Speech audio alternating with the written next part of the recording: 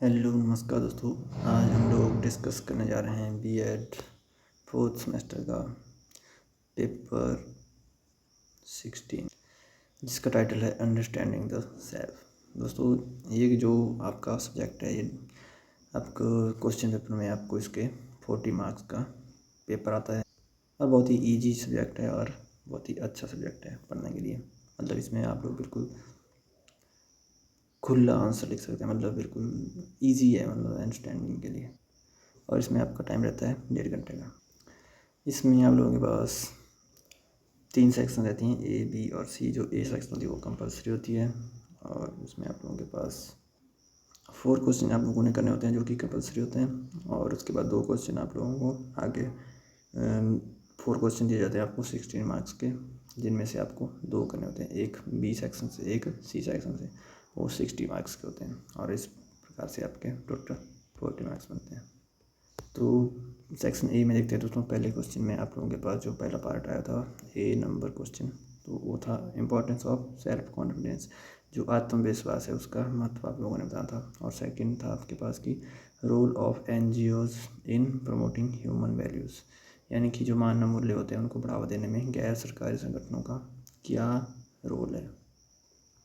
इसके बाद question number C था आपके पास अष्टांग योग, यानी कि अष्टांग योग के बारे में आप लोगों को थोड़ा सा बताना था। इसमें आप लोगों को 100 मार्क्स में अपना क्वेश्चन ये तो सॉल्व करना होता है, मतलब उसका आंसर 100 मार्क्स में अपने वर्ड्स में 100 वर्ड्स में देना होता है आप लोगों ने। जो 2 नंबर का आपका क्वेश्चन था उसका आंसर।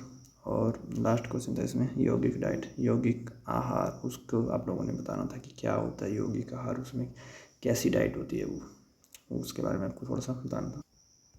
सेक्शन बी में दोस्तों आप लोगों से क्वेश्चन पूछा गया था कि व्हाट इज़ सेल्फ कॉन्सेप्ट, जो आत्म संप्रत्यय होता है। व्हाट इज़ सेल्फ कॉन्सेप्ट, यानी कि आप लोगों को बताना था कि आत्म संप्रत्यय क्या होता है। और how is self concept important in exploring an individual's beliefs and perceptions about himself, explain in detail. यानी कि आप लोगों से पूछा गया था कि आत्म संप्रत्यय क्या है। एक व्यक्ति की अपने बारे में मान्यताओं और धारणाओं को खोजने में आत्म अवधारणा कैसे महत्वपूर्ण है, इसकी विस्तृत व्याख्या करने के लिए कहा गया था। इसकी ऑप्शन में आप लोगों के पास क्वेश्चन था, क्वेश्चन नंबर 3 कि describe the concept and nature of human values, explain about the methods of inculcating human values among children in school, यानी कि मानव मूल्यों की अवधारणा और प्रकृति का वर्णन कीजिए। और जो आपकी पाठशाला में बच्चों में जो मानवीय मूल्य होते हैं उनका समावेश किन विधियों द्वारा किया जा सकता है, इसके बारे में व्याख्या करने के लिए कहा गया था। ये 2 पार्ट्स में आप लोगों को एक क्वेश्चन दिया गया था। 8 मार्क्स में आप लोगों को दोनों को डिवाइड करके लिखना था इसमें। और सेक्शन सी में आप लोगों के पास क्वेश्चन नंबर 4 था दोस्तों कि elaborate the meaning and nature of yoga, yoga का मीनिंग और नेचर आप लोगों ने लिखना था इसमें। और discuss the importance of yoga in living a healthy life, यानी कि एक स्वस्थ जीवन जीने में इम्पोर्टेंस क्या है इसकी योगा की।